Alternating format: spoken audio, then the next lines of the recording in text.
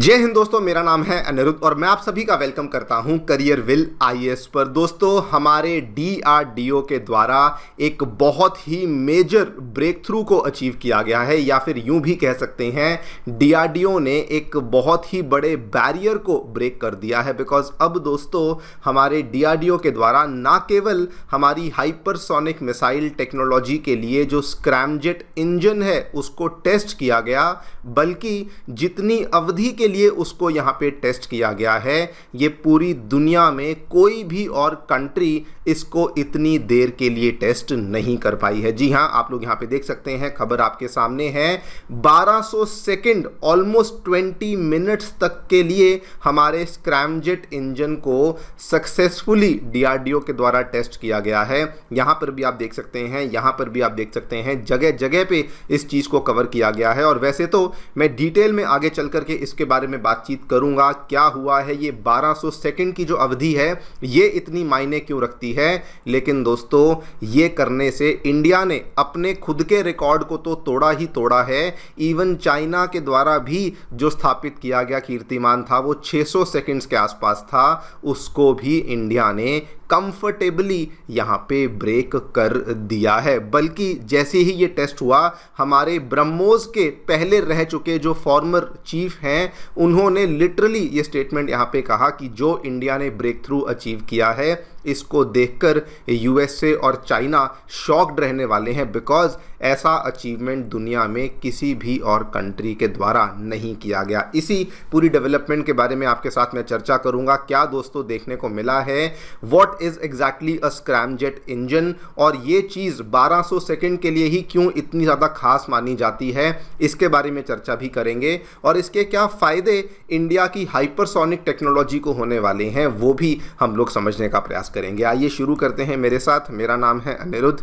यदि आप लोग हमें फॉलो करना चाहते हैं तो दिए गए टेलीग्राम चैनल के माध्यम से ऐसा कर सकते हैं। All right, directly coming to the news, क्या देखने मिला है दोस्तों, इंडिया के हाइपरसोनिक मिसाइल प्रोग्राम के द्वारा एक मेजर माइलस्टोन को अचीव किया है। बिकॉज डीआरडीओ ने अब सीधा 1200 सेकंड के ग्राउंड टेस्ट को कंडक्ट किया है of a full scale scramjet combustor engine at the Hyderabad में आपको मालूम होगा डीआरडीओ की one of the most important laboratory है, defence research and development laboratory, जिसको डीआरडीएल कहा जाता है। उसकी दोस्तों एक सेपरेट फैसिलिटी है, the scramjet connect pipe test facility. वहीं पर इस पर्टिकुलर टेस्ट को कैरी आउट किया गया। इसकी तस्वीर भी जो सामने आई है वो भी आप यहाँ पे देख सकते हैं, किस तरीके से इस इंजन को फायर करते हुए दिखाया है। और ये this is being described as India's most important breakthroughs, जो कि अभी तक हमने हाइपरसोनिक की इंजन टेक्नोलॉजी में अचीव किया है। बिकॉज स्क्रैमजेट इंजन्स को तो बहुत कंट्रीज ने टेस्ट किया है, लेकिन सस्टेन्ड लेवल पे 1200 सेकंड मतलब कि 20 मिनट के लिए स्क्रैमजेट ऑपरेशन को इतनी देर के लिए अचीव करना, this is one of the hardest aerospace engineering challenges जो कि पूरी दुनिया में हमें देखने को मिलता है। लेकिन उसी चीज को अब इंडिया ने यहां पे करके दिखा दिया है। Before we talk about anything else कि 1200 सेकंड वाली बात क्यों खास है, क्या इसके फायदे होंगे, पहले मैं आपको थोड़ा सा इसका बेसिक बता दूं। स्क्रैमजेट इंजन होता क्या है। स्क्रैमजेट इंजन कुछ नहीं, ये दोस्तों स्क्रैमजेट इंजन, इसकी फुल फॉर्म है, एस इसमें स्टैंड करता है सुपरसोनिक के लिए, सी इसमें स्टैंड करता है कंबशन के लिए, और ये एक सुपरसोनिक कंबशन रैमजेट इंजन माना जाता है। ये एक एडवांस लेवल का एयर ब्रीदिंग इंजन होता है जो कि हाइपरसोनिक स्पीड्स पे बनाया जाता है। नॉर्मली कन्वेंशनल रॉकेट्स में क्या होता है, अगर आप देखें तो उसमें उसके अंदर एक ऑक्सीडाइजर होता है। ऑक्सीडाइजर के माध्यम से वो अपनी स्पीड को पकड़ता है और ऑक्सीडाइजर के माध्यम से ही उसमें कंबशन होती है, और नीचे वो अपनी कंबशन से प्रोपल्शन मतलब कि वो आग निकालता रहता है और उसी के माध्यम से वो आगे मूव ऑन करता रहता है। लेकिन जो स्क्रैमजेट इंजन होता है वो इससे काफ़ी डिफरेंट तरीके से काम करता है। यहाँ पर आप इसकी तस्वीर देख सकते हैं। इनलेट में दोस्तों एटमॉस्फेरिक ऑक्सीजन है जो कि इसके अंदर जाती है। इसके अंदर कोई खुद का ऑन बोर्ड ऑक्सीडाइजर ये कैरी नहीं करता है, और ये जो एटमॉस्फेरिक ऑक्सीजन है इसी को कंबस्ट किया जाता है और उसी को बहुत ही तेजी से पीछे से निकाला जाता है, जिसकी वजह से ये इंजन इफेक्टिवली आगे मूव करना स्टार्ट करता है। इसीलिए इसे सुपरसोनिक कंबशन रैमजेट इंजन कहा जाता है, बिकॉज ये कोई अलग से ऑक्सीडाइजर कैरी आउट नहीं करता और ये कंप्लीटली एटमॉस्फेरिक ऑक्सीजन पर डिपेंड करता है, और उसके बाद जो ये स्पीड को अचीव करता है ये ऑलमोस्ट सुपरसोनिक अचीव्स को यहाँ पे अचीव कर लेता है, जो कि अल्टीमेटली कल को अगर आप किसी हाइपरसोनिक मिसाइल में भी इस इंजन को लगाना चाहें तो ये बड़ा ही कंफर्टेबली वहाँ के ऑब्जेक्टिव्स को भी पूरा कर देता है। ये दोस्तों जो स्क्रैमजेट इंजन है, इसी स्क्रैमजेट इंजन को हमने 1200 सेकंड्स के लिए सस्टेन्ड तरीके से इसकी टेस्टिंग को कैरी आउट किया गया। अब देखिए, ये स्क्रैमजेट इंजन को दुनिया में कई सारी कंट्रीज टेस्ट कर चुकी हैं, लेकिन प्रॉब्लम कहाँ आती है, लंबी अवधि के लिए उसको सस्टेन, उसको टेस्ट कोई नहीं कर पाता, बिकॉज इसमें केवल हाई स्पीड तक पहुंचना एक चैलेंज नहीं, लेकिन उस हाई स्पीड को स्टेबल तरीके से मेंटेन करना, थर्मल कंट्रोल को लंबे ड्यूरेशंस के लिए मेंटेन करना, ये एक बहुत ही बड़ा चैलेंज बन जाता है। ये प्रैक्टिकली बहुत टफ होता है करना, इसलिए बिकॉज जब आप इतनी ज़्यादा स्पीड पे आपका इंजन होता है, टेम्परेचर ऑलमोस्ट 2500 डिग्री के आसपास चला जाता है। इंजन का सरफेस ही बहुत ज़्यादा एक्सट्रीम एरोडायनेमिक हीटिंग की वजह से बहुत ज़्यादा गर्म हो जाता है। फ्यूल इंजेक्शन और एयर फ्लो की स्टेबिलिटी को मेंटेन करना भी बहुत बड़ा चैलेंज बन जाता है, और उसमें अगर आपने 20 मिनट्स के लिए सस्टेन्ड रन को करके दिखाया है, इसका मतलब कि आपके मटेरियल्स की, आपके इंजन की थर्मल मैनेजमेंट कैपेबिलिटी बहुत अच्छी है, आपके इंजन के अंदर कंबशन स्टेबल तरीके से हो रही है, आपके द्वारा यूज किए गए मटेरियल्स बहुत रिलायबल हैं, जो आप इसमें फ्यूल इस्तेमाल कर रहे हैं जो कि एटमॉस्फेरिक ऑक्सीजन के साथ कंबाइन होकर के कंबस्ट हो रहा है, उसका जो फ्लो है वो बहुत प्रिसाइज है, और अल्टीमेटली अगर आपने इसको 20 मिनट के लिए टेस्ट किया है, मोस्ट इंपॉर्टेंट चीज़ क्या है कि आपने एक स्केलेबल मिसाइल प्रोपल्शन पोटेंशियल को बेसिकली तैयार कर लिया है। इसीलिए 20 मिनट वाला जो ये नंबर है ये बहुत बड़ा माना जाता है, एंड बहुत बड़ा इसलिए भी माना जाता है बिकॉज दुनिया भर की अलग अलग कंट्रीज इसको लेकर ट्राई कर रही हैं।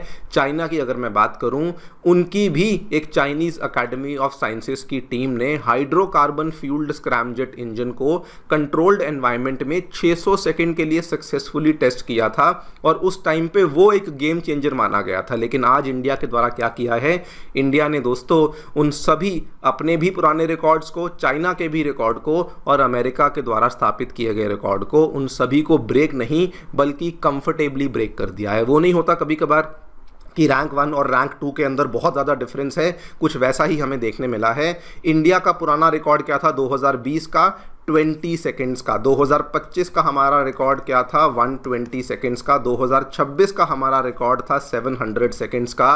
अमेरिका का रिकॉर्ड 210 सेकेंड का, चाइना का रिकॉर्ड 600 सेकेंड का। लेकिन अभी दोस्तों इंडिया का जो लेटेस्ट ग्राउंड टेस्ट है, we have now touched a staggeringly high number of 1200 seconds. अब इस पूरी चीज़ के फ़ायदे क्या हैं? सबसे पहली बात तो अगर मैं स्ट्रेटेजिकली बात करूं तो ऐसा करने से हमें फॉरेन टेक्नोलॉजी की बिल्कुल भी आवश्यकता नहीं। हाइपरसोनिक प्रोपल्शन टेक्नोलॉजी दुनिया भर में, एक तो वैसे ही ये जो दूसरी कंट्रीज़ हैं ट्रांसफ़र ऑफ टेक्नोलॉजी करती नहीं है, हाइपरसोनिक प्रोपल्शन को तो ये बहुत ज़्यादा रिस्ट्रिक्ट करके रखती हैं। तो उस केस में हमें किसी और के ऊपर डिपेंडेंट होने की आवश्यकता नहीं। नंबर 2, चाइना के अगेंस्ट बहुत बड़ा डिटरेंस बन जाता है। चाइना दोस्तों आज की डेट में रशिया और अमेरिका जैसी कंट्रीज़ को भी पछाड़ चुका है, अगर आप देखें जिस हिसाब से वो हाइपरसोनिक्स में इन्वेस्ट कर रहा है, और इसीलिए इंडिया को भी उसको काउंटर करने के लिए वैसी टेक्नोलॉजीज़, वैसी कैपेबिलिटीज़ चाहिए थी, और इंडिया आज उन चीज़ों में लिटरली आगे बढ़ भी रहा है। नंबर 3,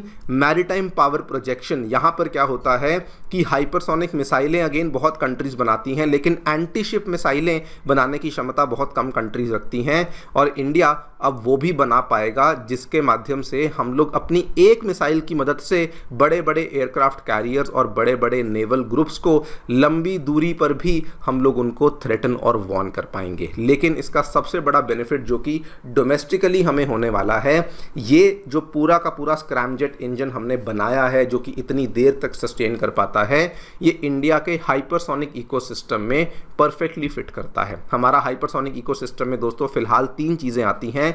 एक तो आता है हाइपरसोनिक, जो हमारा टेक्नोलॉजी डेमोन्स्ट्रेटर व्हीकल है, एक आता है लॉन्ग रेंज का एंटी शिप हाइपरसोनिक मिसाइल, और एक आता है प्रोजेक्ट विष्णु, जिसके तहत हम लोग ये लॉन्ग रेंज की हाइपरसोनिक क्रूज मिसाइल को बना रहे हैं। जो हमने 1200 सेकंड के टेस्ट को यहाँ पे किया है, कल को यही वाला जो इंजन है वो इन सभी demonstrator vehicles, anti ship hypersonic missile, project Vishnu वाली जो मिसाइल है, इन सभी के लिए प्रोपल्शन के तौर पे बैकबोन की तरह काम करने वाला है। और इसीलिए इसके डोमेस्टिक बेनिफिट्स भी हमें बहुत सारे होने वाले हैं। ऑब्वियसली इंटरनेशनली अगर आप देखें तो हम लोग दूसरी कंट्रीज़ के ऊपर डिपेंडेंस ख़त्म करेंगे, चाइना को भी डिटर करेंगे, वो सारे के सारे बेनिफिट्स भी हमें यहाँ पे देखने को मिलने वाले हैं। देखते हैं आगे चलकर क्या होता है। लेकिन one thing is very very clear, India दोस्तों हाइपरसोनिक मिसाइल और हाइपरसोनिक टेक्नोलॉजी में अब केवल कैचअप नहीं कर रहा, बल्कि इंडिया अब वहाँ पे अपने नए बेंचमार्क्स को भी सेटअप कर रहा है। आप लोग जो सोचते हैं बताएं कमेंट सेक्शन में। Thank you so much for listening, stay tuned and